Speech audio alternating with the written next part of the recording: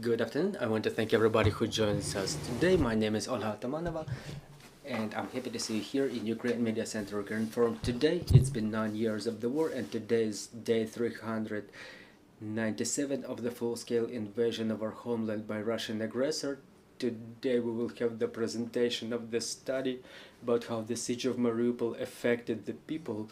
I want to remind all of you that it's been more than a year that Mariupol is under temporary occupation, that people, hundreds of thousands of people were forced to leave the city to get out of the horrors being committed there by Russian Federation, by Russian army bombing the city to the ground. And now we will have the presentation of the study about how the people survived that hell.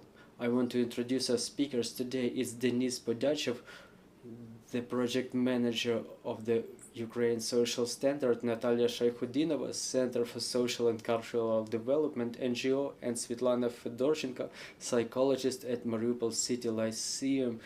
Good afternoon, dear friends. Mr. Denis, let's start this presentation. What have you studied and what are the results?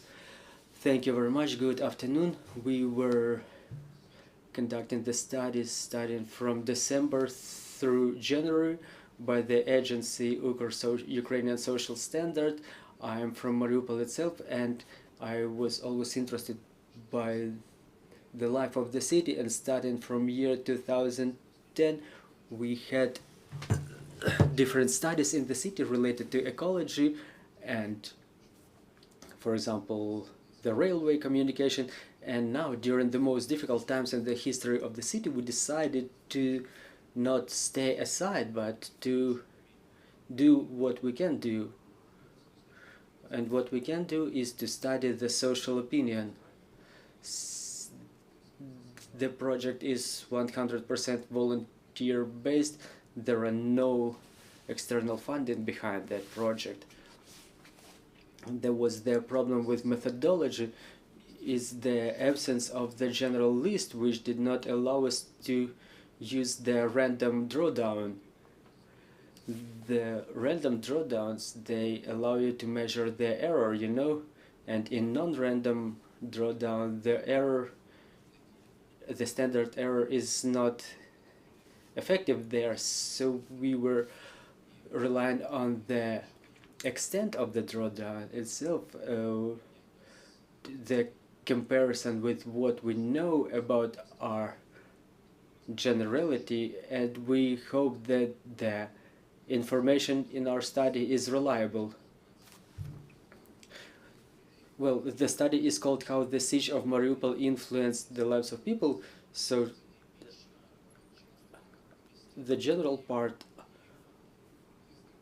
is the citizens, and the average is from 200 to 300,000. Those are the people who stay either in Ukraine, in the territory under the government control, or abroad. And our goal was to study the PTSD in people, to see what were the consequences of the war crimes committed by Russian Federation, because it's no secret for anybody that there were war crimes happening there, and they left serious psychological consequences in the minds of the people. So how we wanted to study it? We wanted to take the control groups such as destruction of property, physical injuries, the injuries of the closed ones, or whether the respondents were witnessing the death of people and the date people were living in Mariupol. For example, in the initial phase of the blockade, their stress experience could be a bit weaker than for those who were staying in the city for longer. So what were the control markers, the consequences that could indicate PTSD? So that there were the symptoms of some illnesses within 1 year, like hard breathing, tachycardia, coughing, heart diseases, certain symptoms, whether the people were getting new diagnoses of chronic diseases after they left the blockade, they broke through the blockade. How do they estimate how do they evaluate their physical condition on a scale from 0 to 10, and whether they changed their place of living after the occupation with more than 3 times? Did they solve the issue of their new job or new bulletin, or are they building any plans for short or medium-term perspective? And the last indicator, whether they want to stay at the place of their current presence, current living. So let's first check some demographic indicators.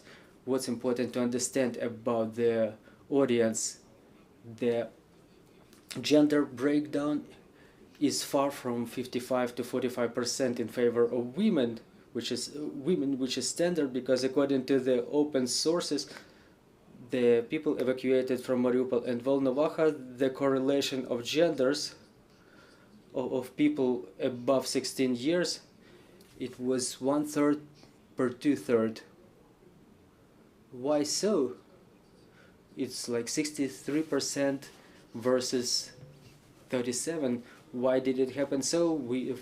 It's another more profound study is necessary for that. We underperformed in the age category below 16 and above 60, but when we communicated with the psychologists who used the methods for measuring PTSD, they supported us in the category 25-54 years, because it's the most demonstrative for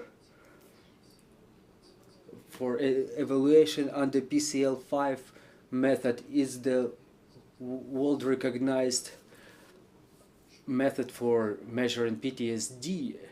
So we will show you what this questionnaire PCL5 demonstrated to us. So according to our breakdown, the number of those staying in Ukraine is a little bit prevalent over those abroad. What also proved to us that our drawdown is reliable, we understand what was the distribution across the districts of the city. We know that the most densely populated was the central district, well, up to 40% probably. In fact, we've got 50 and something percent. But it's explained by the fact that during the first days of the full-scale invasion, part of the population from Kalkmiuski district and from the left bank, they moved. They were the first to see the occupiers. This is something that, so those people, they moved to the central district. That happened already in 2015 when the suburbs were bombed. The people moved, about 15,000 people moved to the central district. So this is why the number of population in the central district in our drawdown is bigger. For example, I have an apartment in the left bank, but I was staying in the central district. This is one of the standard stories told to us.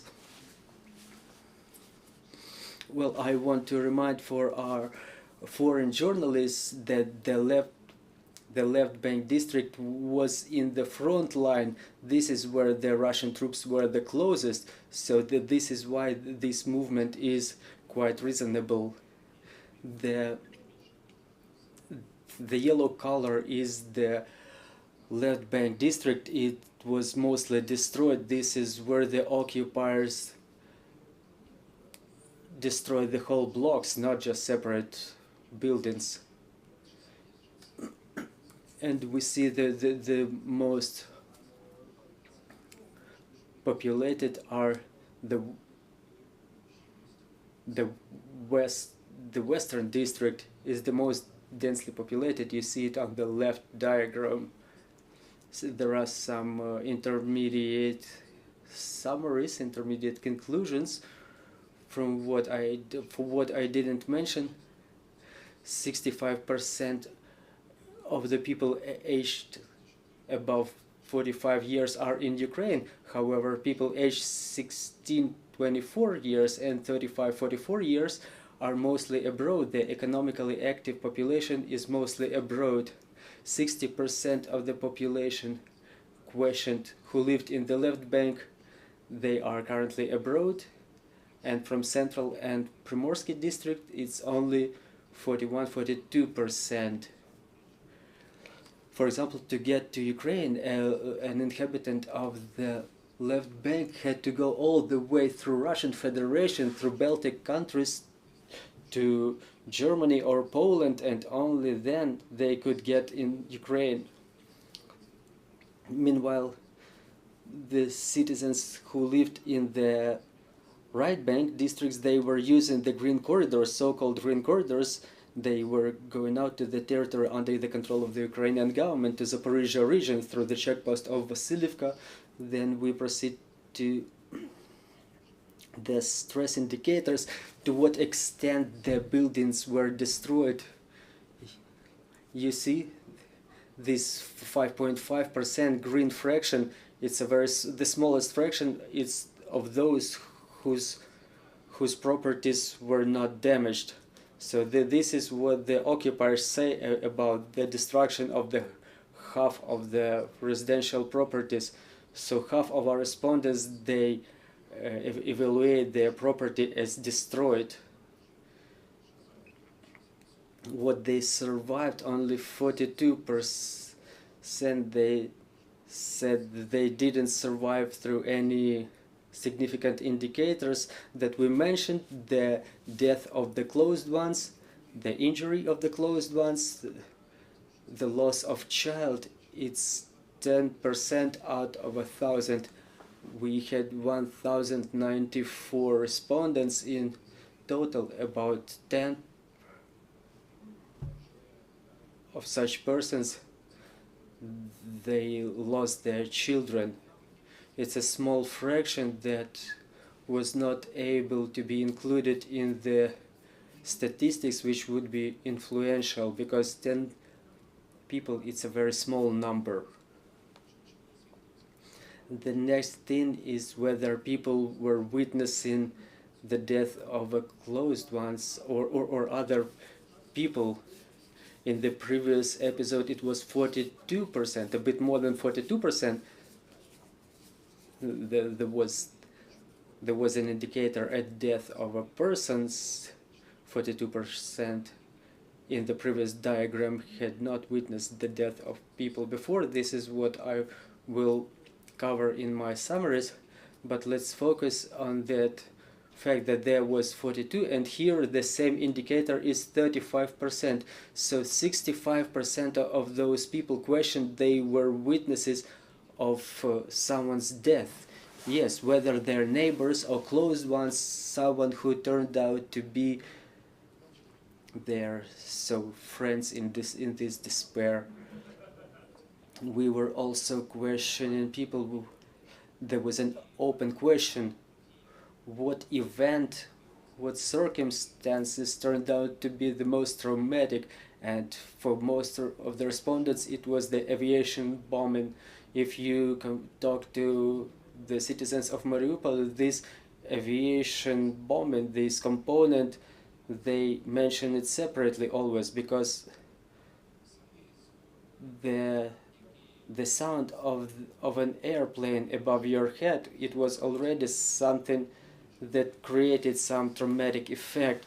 The sound of an airplane itself, people were afraid because they were frightened because there was no place to hide, and the shelling of civil installations, civil facilities, people were mentioning it among the war crimes. They were saying, like, we know that there are civilians living there, why the occupiers keep shelling that area? I was talking a lot with my compatriots, and many people were reiterating the same phrase. We had an impression that they were destroying the city square by square. They were picking a square and they were consciously destroying it, knowing that there were people living there.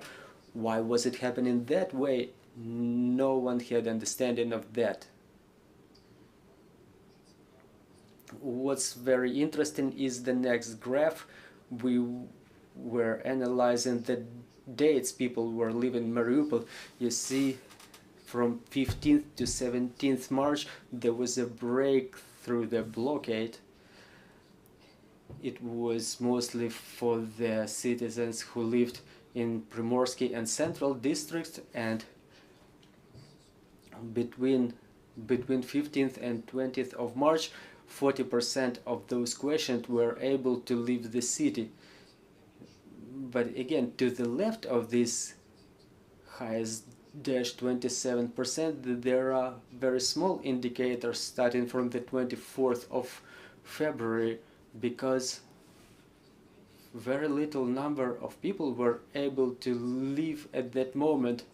This is very different from the statements that were voiced by the representatives of the municipal councils. They were reporting to the mass media that about 140,000 persons were able to leave the city within the first days. Our drawdown shows that that's not quite true.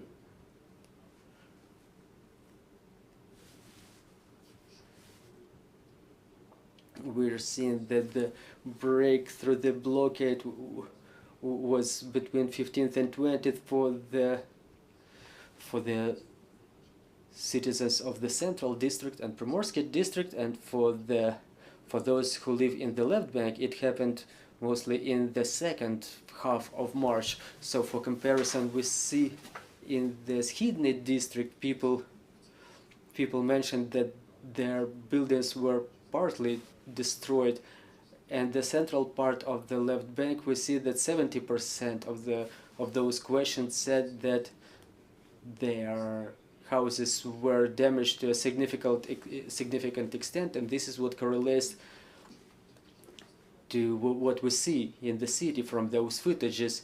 And here 71% of those questioned were witnessing the death of other people.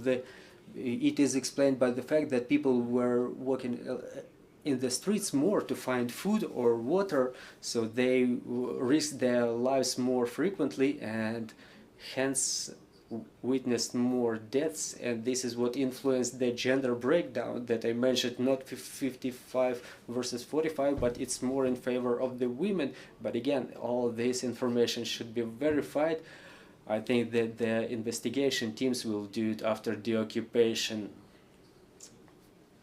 And here we're coming to our key indicator that in our opinion influenced, well, there is a huge correlation between those items that they were either injured by themselves or injured together with their closed ones. The psychologists, the experts in that area, they mentioned that people tend not to differ their injury from the injury of a closed one with whose condition they associate themselves. It's quite logical, as the psychologists mentioned. So we see that the men more frequently were picking this category personal injury, but they were evaluating the condition of their property more optimistically, and then the factor analysis, we used the different factors. Like we mentioned, the most traumatic effect was caused by the aviation bombing.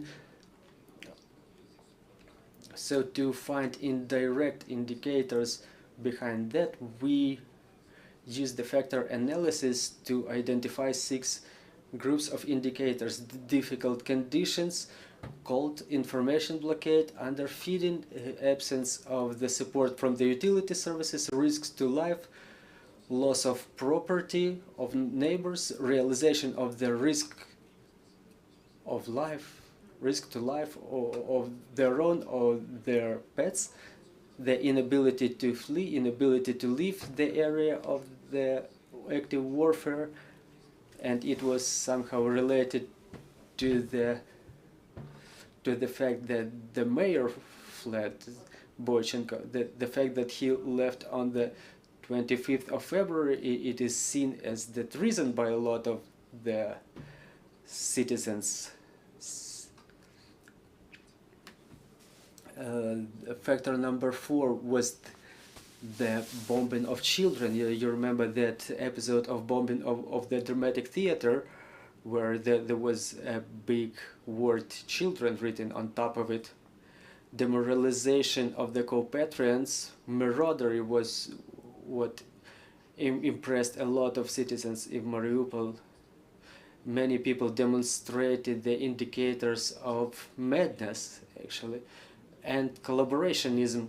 That was another impressive factor for denizens, which were included in our questioning, and mass murder of the civilians, the strikes of occupiers on the inflicted on the residential areas. So the aviation bombing of this theater of drama impressed those people who left between 15th and 18th of March, because a lot of people were actually supposed to leave this dramatic theater, and people who were living from other places, from other districts, they were impressed by that fact that it was a miracle that they survived, because they had to leave from that spot of the theater, and they were living from other places, and this is what was impressive to them, that it helped them stay alive. So here we're coming to application of PCL5 method. It's written in small fonts, so it's not ever quite visible to the eye. Well, let's pick something important from here. Yeah, so people had to evaluate the influence of those 20 indicators: the feeling of suppression, despair. This is what influenced people mostly. Negative emotions, fright, horror, flashbacks, that bring you back to this same experience again and again, and problems falling asleep, waking up in the night. This is something that I'm hearing during regular conversations from people who survived this experience. They mentioned the problems with sleeping, very significant problems. But further on, according to the results of application of this test, we had to find the number of people who demonstrate the indicators of PTSD. So there is a cluster of symptoms. These 20 criteria, they are broken down in 4 different clusters. Well, we will not go too profound in this subject, but there is the method for calculation by the clusters. So we received 51% of the people who demonstrated the indicators of PTSD, but there is an easier method just by the total aggregate of the points. For example, there are different grades, like no is 0, to very large extent is 4, a little bit 1, regularly 2, and sensitive is 3. So 33 points, for example, it's the scientists who have a practice in application of this test, they calculate the aggregate from either 33 or 36. So starting from 36 we got more than 50%. Starting from 33 points we got more than 60%. Further on we will cover the subject whether it's enough or is it little. So the main remark is that the test identifies the indicators of PTSD, but it doesn't necessarily assert that people have PTSD. People have to address the therapist who may say whether people have PTSD or not. So at the level of 60%, the real fraction confirmed by therapists may be a bit lower. But as we were explained, it could be the other way around. People may not demonstrate some indicators of PTSD, but they do have it. So is the problem of measuring, is the problem of the toolkit of the psychological science. There are some intermediate summaries. We see that women got more indicators by the clusters and by the total aggregate, but as specialists say, it is in compliance with a certain study tradition, as we were explained by one of our specialists, Svitlana Fedorchenko, whom I asked to evaluate our results. She said that it is explained by the fact that the women, they are concerned more with the loss of property. They are more tied to their homes, and when their homes are destroyed, they survive it more difficult, because psychological science, this is how they see this gender difference. The men are not so tied to their homes. So if we check the graph, if we break down those points to 4 groups, 36, 51, 54 and more, 18, 35, this is how our breakdown happens by genders. There is the linear dependence, not very strict, but you can still observe it. So the consequences of stress, whether people had some illnesses, almost 40% mentioned that they had no symptoms whatsoever. The tachycardia, coughing, heart diseases, breather, and stomach neurosis, they haven't felt any of those symptoms. And 60% mentioned that they had some of those symptoms manifested after the blockade of Mariupol. The chronic diseases, the new chronic diseases, the 80% of the respondents mentioned they had non-symptoms of any new chronic disease, whether they were medically tested at their current place of residence. Almost 70% mentioned that they did not. So we were trying to check the presence of some dependency, so how people evaluate their physical condition. We see this graph on the right, 6 grades. It kind of breaks this graph in 2 parts, but if we analyze the fashion and median, fashion is the most frequent indicator, and median is something that divides the drawdown into parts. And the Mariupol, the citizens of Mariupol, they don't evaluate their health condition as good mostly, and the number of times people change their place of residence after the occupation. We see here 45% of the population of the respondents, they had to change their place of residence at least once or twice. This is the mathematic majority.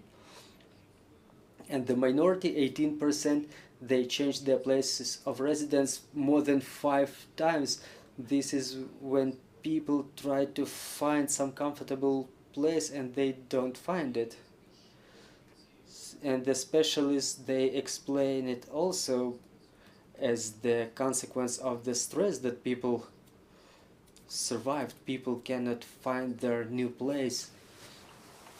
And the same thing is with the permanent place of residence. It's being broken down into equal parts almost. And about the job, again, the minority of the respondents solved the issue with their new jobs. So there are very big complications in that area too. What are the tasks people set for themselves for the next month? They have to summarize. The 27% say that they just want to survive. They don't have plans. They wait until the occupation of the city, which means that people gave us no real answer. Everybody understands that they want to wait for the occupation of the city, but it doesn't tell us anything. Like 45% of the respondents said that they don't have any goal for the future. They are just trying to survive. Whether they would like to stay at places of their current residence, only 27% said yes. It's very insignificant number of people, and we see that among the people who survived the blockade, they evaluate their health condition as bad. The average evaluation of their overall physical condition is 5.6, 5.9, which is quite low. We found some correlation between this indicator and the age. People reported tachycardia, stomach neurosis more frequently than those who reported better physical conditions. So this is how we found this interdependency. We see that PTSD plus, the right column, and PTSD minus is those who don't have those indicators, those symptoms. For example, for some categories of the physical illnesses, it's 24.4 if there are some indicators. This is just an example. The respondents, they demonstrated the low level of social adaptation at the new place of residence. Only half of those questioned were able to solve those issues, the key issues with the permanent residence and a new job. However, it was very important. We also used the factor analysis to identify this issue with the goal that people set in front of them. There was a huge number of indicators, but we brought it down to 5. The same goals, like to study foreign language. Well, it was mostly, I think, for the people who were staying abroad, to continue the education, for example. This factor 2, to graduate. So it's factor 3, come back to senses, stabilize physical condition, moral condition. Factor 4, we called it just to live through one day, just no real goal, wait for deoccupation. Or factor 5, to make use of some time to work, take care of their closed ones, to make some money. So among those 5 factors, the first, third, fourth, and fifth were filled by the respondents whose PTSD level was higher, more than 50%. And this factor, to invest in themselves, to master new profession, new skills, continue what they were doing, they had lower level of PTSD. But the fraction of this category, this ambitious category, who sets the goals in front of them among all the denizens of Mariupol, is not quite significant. So we observed certain correlation. So those who set the goals in front of themselves, they have lower PTSD. But was the key indicator? This is the bilateral correlation between the presence of the chronic diseases, change of the place of residence and solution of the job issue on one hand. So on one hand, the higher level of PTSD complicates the solution of those issues and results in problems with health, but there is the flip side when all those indicators that they stimulate the level of PTSD in people. So this is the regression model that can be used here. PTSD depends on the inability in some people to solve certain issues. The psychological and maybe some physical condition continues. It's the most important summary of all our study, and this is where we reach this final question, whether people would be able to come back to Mariupol after the occupation. 84% of the population's respondents, they said that they would come back to the city after the occupation. Someone already mentioned in their study that this indicator is at the level of 80%, but it's only an external indicator.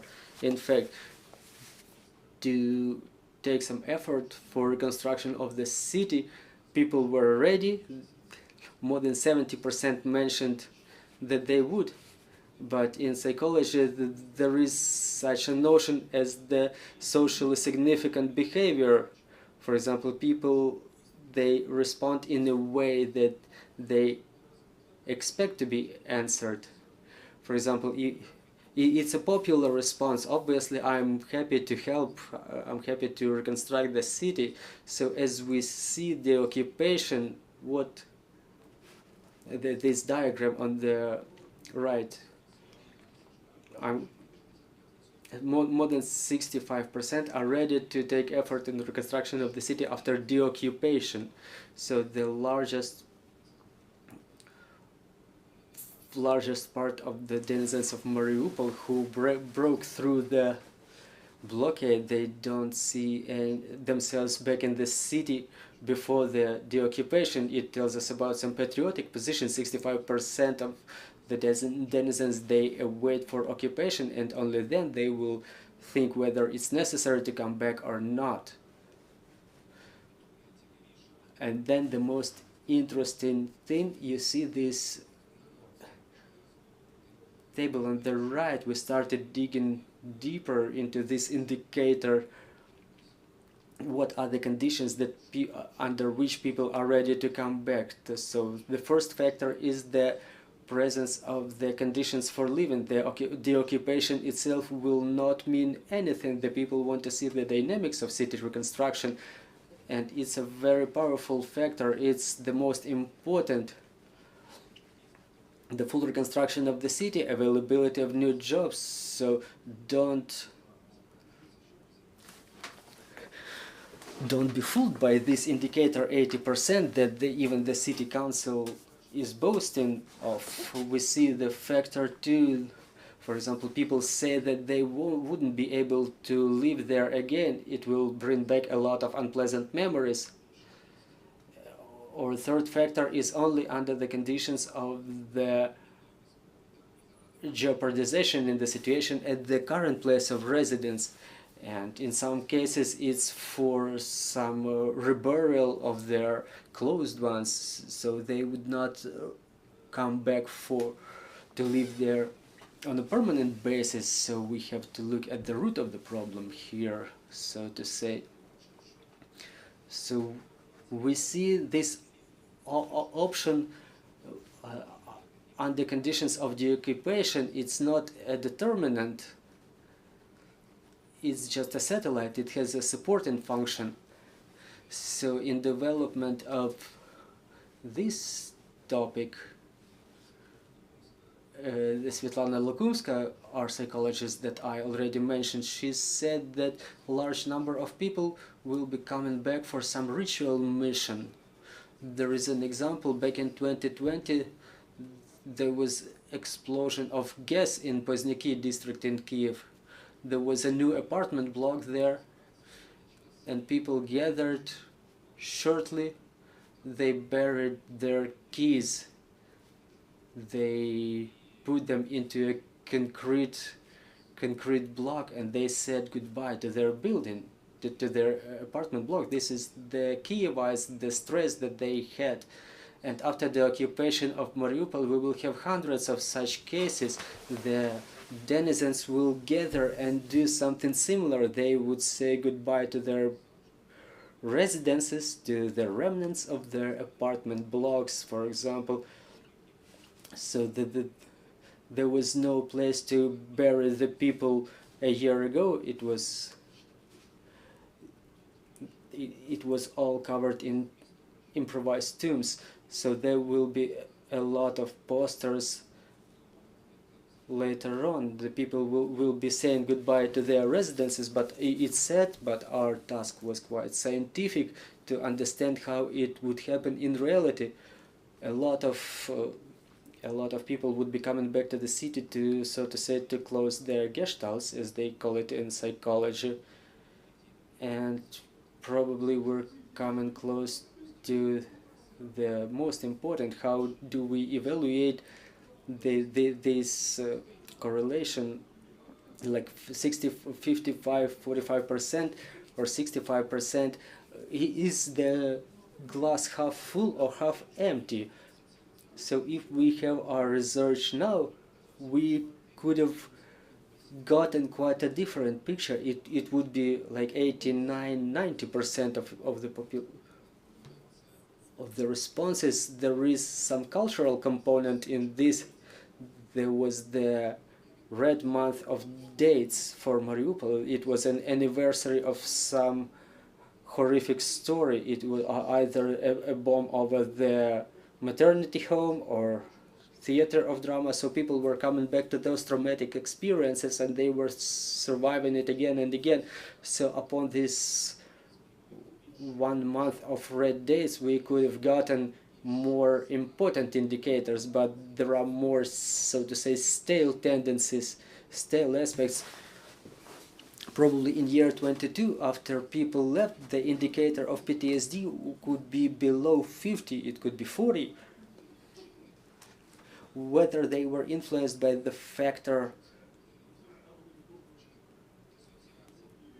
of dissociation. It's a protective mechanism when people who end up in those traumatic events, traumatic circumstances, people keep saying to themselves, it's not happening to me. So this protective mechanism, it aimed at the survival before people get out of that situation. This dissociation is something that helps people survive. And when they get into some secure conditions, if they don't address for some psychological support, dissociation may result in some bad consequences. The protective mechanism seems to be on, but it's not being switched off by anything else, and it manifests in people trying to forget that experience. We had those diagrams, we are coming back to them. On one hand, it's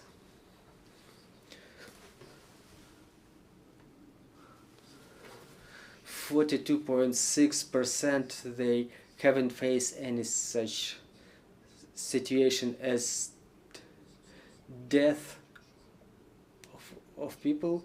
40% were witnessing deaths of their closed ones, and here it's only 35.5% who witnessed deaths of the people. It doesn't correlate. The psychologists say is the influence of dissociation, this difference, I mean.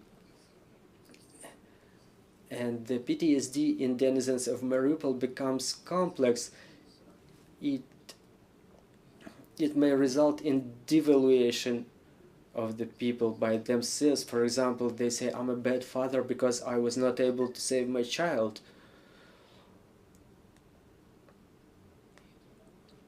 And this is why it's quite probable. Another important component to be mentioned is that PTSD seems to be growing in the denizens of Mariupol at this moment, but since our research is not longitudinal, there's nothing to compare it with, so I think it's just an assumption that if we make another study within half a year, the indicator will be higher. And what reinforces it is that there was 1 year past. First, people survived, they were happy about being able to make it, but after 1 year some problems accumulated that are not being solved, for example like job, new residence, and what's on. And then there's this red month that triggering dates. So we should also add the syndrome of postponed PTSD. This is how it's called, and now it seems to be even higher, this indicator. And support to the citizens of Mariupol it is insufficient at this very moment when this indicator is growing.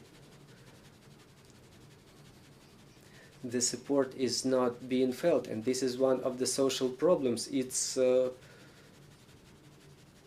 is the sorrow of the denizens of Mariupol, and this is where I would like to pass the microphone to my colleagues. First of all, Ms. Nataliia, about this component.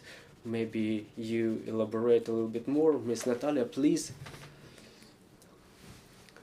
We're seeing that those studies you presented, they are not quite comforting for all of us. We understand that it's about Mariupol, but we understand how many other settlements are under temporary occupation, we hope temporary, and there are people living there, and it's probably a typical picture of how people live under the conditions of occupation. I would like to get back to those figures, 60%, that really, as of December when the study was going on, it was 60%, but many people, they hid their recollections somewhere deep, so not to see any indicators in them by themselves. So the larger percentage of people with PTSD was in December. And again, getting back to this trigger month of March, everybody was remembering everybody was recollecting what was going on to them, this dramatic theater, the destruction of their homes. This is all those circumstances overlapped, and most likely it's about 80% or even more of those who currently have PTSD. If, for example, in a family, a father or a mother or both, they have PTSD, children will have it too. Children are very sensitive, they're very emotional, they take very emotionally what their mothers feel, and they will have PTSD too. How is it different in kids from that one that the adults have? In principle, it's not different. Children are restricted in some of their recollections, in some of their emotions. They feel always tense, and in the same way they experience loss of memories, the degradation of focus. And I have to say, I was working as a director in a kindergarten, and then as a psychologist there, yes, in Mariupol, right, and I maintained ties with the parents of the kids who were studying in my kindergarten. So among the children who had no problems with their psychological development, now they have a lot of problems. First of all, children lost interest in things that used to be interesting to them, that were of pleasure to them. So if children had some hobbies, now they don't have any interest in those hobbies anymore. They are depressed, they are suppressed, they are apathetic and emotionally distant, or otherwise children became very impulsive, they are hysteric, they have temper tantrums, they demonstrate aggression to others or themselves, and respectively are children. They have problem with communication with the children of the same age and with the adults. They continue losing their friends. It's not only that the children came to live in different city, they didn't have any friends they used to communicate with, and on top of that they cannot travel together with the others, they cannot make friends with the others, and they have cognitive insufficiency. It's more problematic to process sensitive information. They almost cannot focus their attention. They cannot make their school exercises. They freeze in their reactions, and they lose interest in study. So children who used to demonstrate good results in the schools, they used to get good grades, their study grades degraded, and it's a huge problem in my opinion. I would like to add, if it was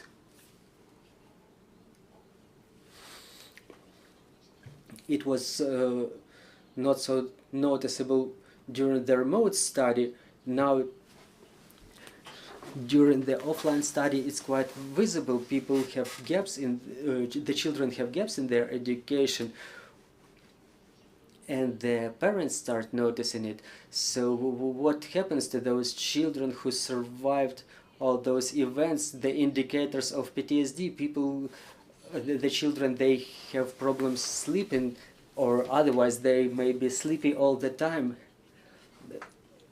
and they are unusually tied to their mothers or to their teachers in schools. They keep following them. They, for example, in case when the children are below school age, it looks normal, but when they are of school age, they are teenagers, it's not normal. It looks somewhat strange, and there is a regression in development. As the psychologist said, there are gaps in their development, the recoil.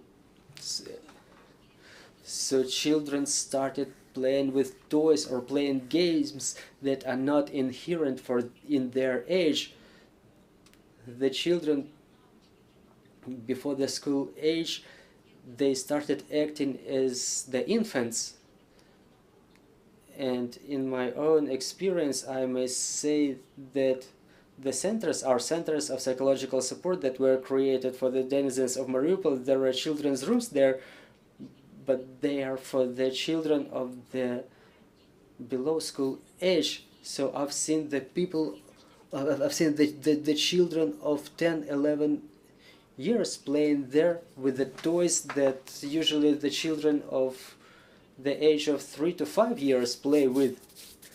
And I asked the teacher there, and she mentioned that very frequently it happens that children of that age, they come to play with those infants' toys. So they have recoils in their development. And apart from such psychological problems, they have physical problems too. The children complain they have headaches, stomach aches, problems with digestion. Someone suffers enuresis, and someone suffers stuttering. It's also necessary to mention that children's PTSD should be drawn special attention to. Children are our future, and if we don't do anything now about it, we may lose our future. And like one of the options that I propose is to pay attention to the children of the school age. We have 13 centers of this kind, and children of the school of the age below school age. So for these children, the best cure is the physical activity. If there are some sports sections there, I hope for free because the financial condition of their parents is not quite relevant to pay for those types of services. So maybe some funding would be necessary for this, to get children involved in some sport games, and the teenagers, I propose to get them involved in some professional orientation events. Well, I would like to ask for the details about, when you talk about those centers, you mean the centers of psychological support in Mariupol? Yes, I mean similar centers, for example, the center of Goncharenko, where everything is already working. I was dealing in Mariupol only to the children below school age. A lot of attention is paid to this category of older children. I hope they will be able to come to their senses way quicker. So I'm talking about those of the school age, like 9, 8 years. I propose to get them engaged more and more in such activities. We have to create some hubs for them to get them involved in some communication, contacting each other. We're losing this fraction of our future. It's terrible, and I would like them to be helped. Well, I have a question. Whom do you want to show this presentation? Because for the time being, we understand that this study that should be paid attention to by a number of different government authorities. Do you have any plans like this? Where are you intending to go? Well, I would like this to expand to Mariupol, to the children of that age. But I would like it to be monetized to a certain extent. So it's not only how it happens with the humanitarian support when children are getting measured in summer. I mean, the hate and the winter clothing is coming at the sizes that they were measured at, but they already grew, and those clothes are already irrelevant. Well, at this moment we don't have any representative of the government authority here, so I want to understand your few further steps. Well, generally we didn't have such a goal to reach out to some addressee. That this is what press conference is for, to cover this problem. And this is why I invited my colleagues who focused their attention on the kids, on the children, because for me the difference between the Mariupol kids, it may be more visible than the difference with the adults. As sociologists, we were unable to study the children. This is why I wanted to get my colleagues engaged who specialize in children, and hence the format of press conference. Good afternoon, everybody. What I wanted to add to the words of Miss Nataliia and Mr. Denis, generally the children's psyche is more plastic, and obviously children are oriented more, at least until certain age, they're oriented at the stability of their parents, their mothers, and is the adults, the parents, who should probably have some additional trainings, the stress resilience skills.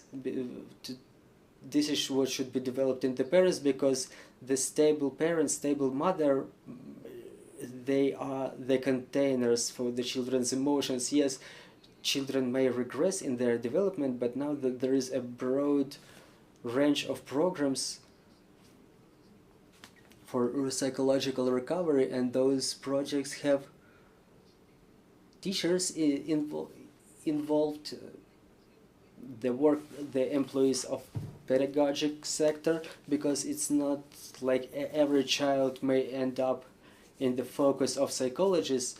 The teachers, they communicate with their classes, with the parents, they pay attention to the condition of the parents, and they may propose to the parents to address the psychologist in case of necessity. And there are many trainings, development trainings, correction trainings, psychological minutes to support the children to master the skill of stress resilience, so they can get back to the tolerance window, so they're capable of perceiving the training material that they have to master.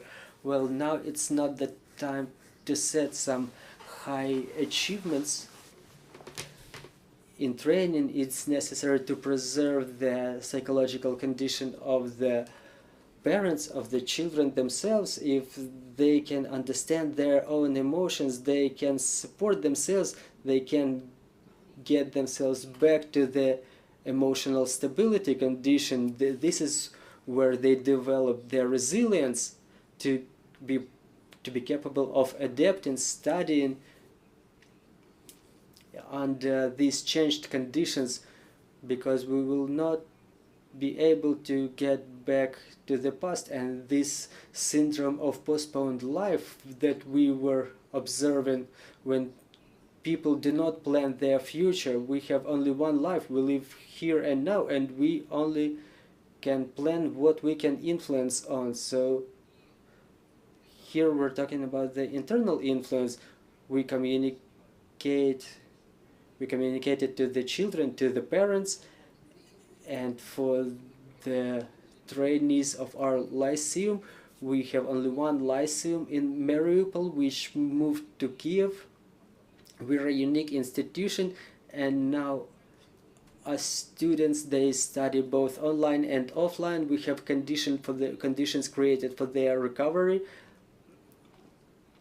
And if we analyze the results of the children's participation, of our students' participation in the Olympics, they demonstrated very good results, but there is the problem of degradation of their cognitive functions, because under stress, the children's psyche or even adult psyche, they work differently. There are different problems and there are ways of their solutions. I agree with Ms. Nataliia that this is about some physical activities, some open sport grounds, involvement in some team games, something that gives the child an opportunity to survive those stress factors they under influence of which they end up. It may be art therapy, the art involvement in some art activities. So there is an area, there is a plane in which children may develop, and us as adults, we should focus our attention on that. We should give children the opportunity to demonstrate themselves. They are really our future, and to what extent we invest in them today, our future, our recovery, reconstruction of the family will depend. Thank you, Ms. Svitlana. I think your advice will work for every Ukrainian child, because according to the latest summary, as the specialists say, everybody needs some psychological support because they live in Ukraine where the war is still going on. Dear colleagues, our time expires very shortly. If we have any questions on the floor, please go ahead. Anastasia Rakuta, Ukrinform. Could you please tell us what is the correct way to communicate with such children, to the traumatized children who have PTSD? Who is ready to answer, Ms. Svitlana? Well, first of all, we reach out to the people very calmly. We offer to extend our assistance, our support, our help. We can be present. It's necessary for the closed ones to pay attention. A lot of people can survive this stressful experience by themselves. They can get out of this situation by themselves, but there is certain percentage of the people who need expert support. The closed ones, the colleagues or the relatives, they may pay attention and they may offer some support with caution and don't exist. In no case don't exist. Maybe during your study you were able to hear from the people whether they are ready to address for such help, or is it a barrier for the people who survived occupation? Well, in fact, it's a question that requires more details. We had to understand some differences. For example, if we talk about recognition of the problem, whether I am ready to address this issue, it's more inherent in men. Well, you know, men don't always recognize the presence of such problems, but the denizens of Mariupol, they feel that this problem exists, that they have to solve this problem, and we haven't felt any barrier. Even using some open questions, they were given some open answers. You know, one of the results of the influence of the blockade is that the people are looking for an opportunity to express themselves, to talk.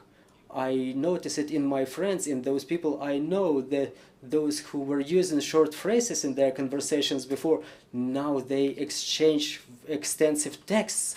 It shows some necessity to express themselves. We have more questions in the studio, please.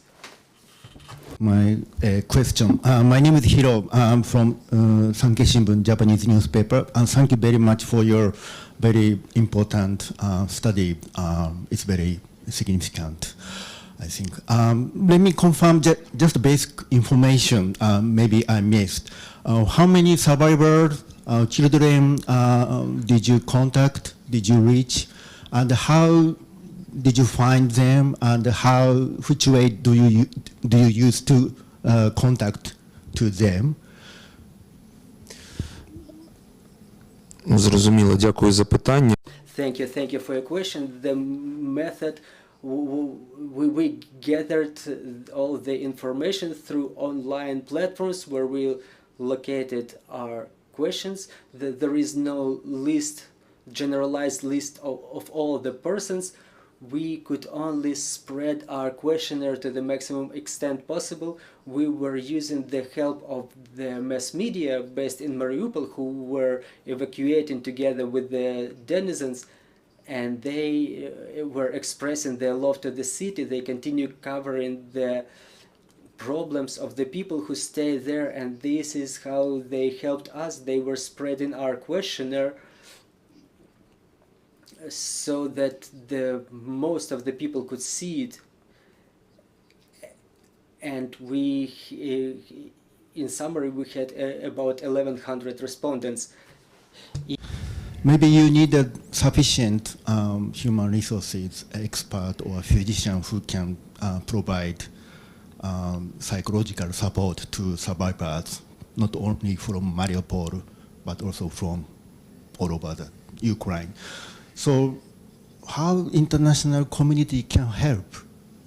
What help you need from international community, do you think?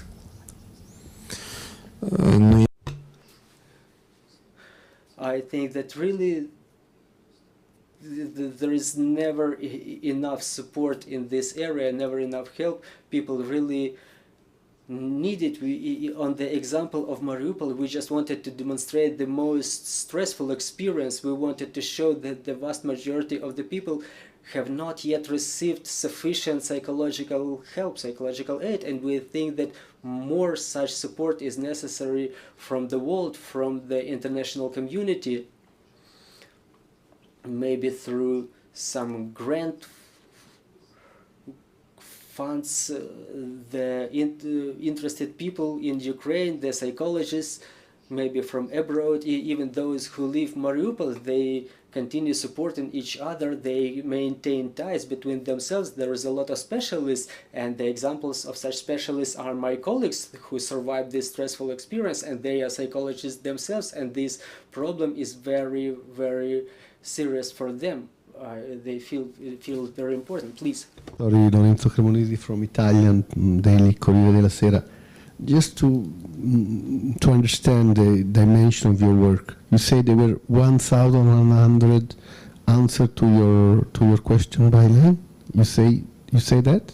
You mean you are working on a sample of 1,100? Yes, exactly, 1,100 people. One question. We know that in Mariupol there were more or less before the war 500,000 people.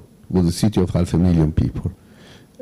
How many you evaluate are out of the city? And were you able also to talk somehow, or did you get also answer for people inside the city at the moment, who are, if not mistaken, about 150,000 of the originals? Correct me if I'm mistaken. Thank you.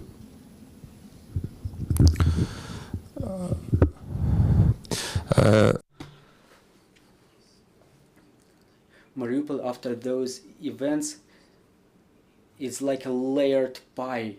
You have to divide it into different groups. For example, the people who evacuated from Mariupol, who were not left, we evaluated that number at 250,000, but it's not the major part of it. The people who remained in Mariupol shouldn't be questioned. It would be methodologically incorrect, because staying there, realizing the risks of presence of occupiers, the police regime that was imposed by the occupiers, people would not be at liberty to answer properly. So it should be another project, a different project for questioning. Our drawdown would be mixed up. So we asked every 200 who left the city, either abroad to the Western countries or to the territories under the government control of Ukraine. We have more questions on the floor, please.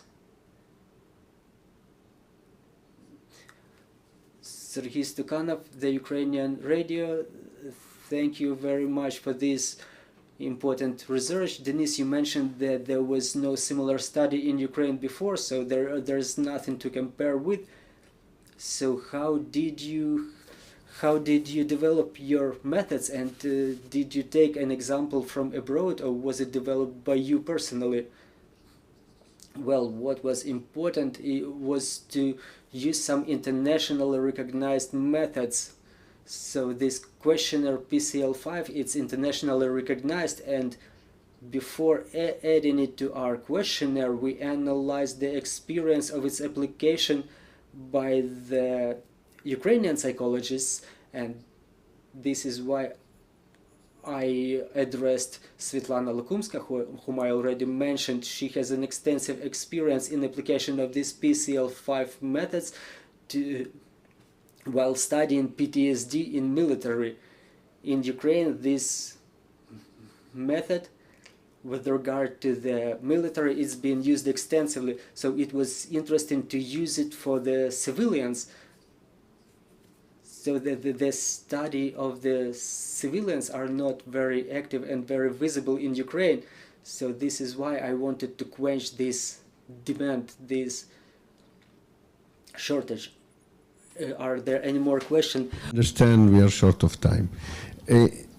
One of the typical phenomena which happen in a community under distress, in societies and in war, is the phenomenon of suicide or attempt suicide.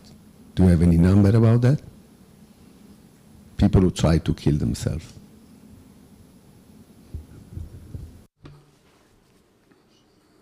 We only know that in Mariupol in the spring last year, suicide was a very, very extensive phenomena, but we don't have exact figures.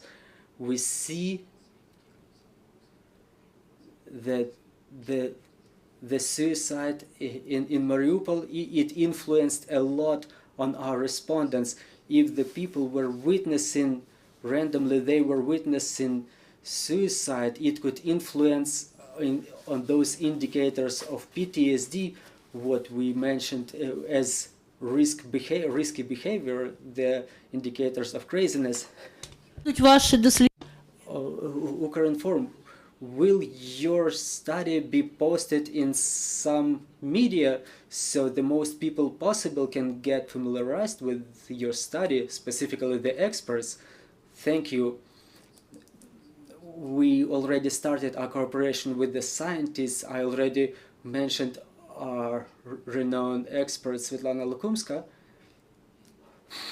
and I think that we will have those data posted separately so that they could be addressed, could be seen. We have to provide the transparent access to the data, and the scientists know what to do with them, how to handle them. I want to thank you. I want to thank everybody for the interest in this important topic. And as we can all see the consequences of Russian invasion of our homeland based on this study, and those consequences are real horrific. We see such figures that more than 60% of the people who are affected by PTSD, they impress us and they should stimulate us to further actions. Thank you, and we continue working for our victory. Trust in our armed forces, and glory to Ukraine. Glory to the heroes.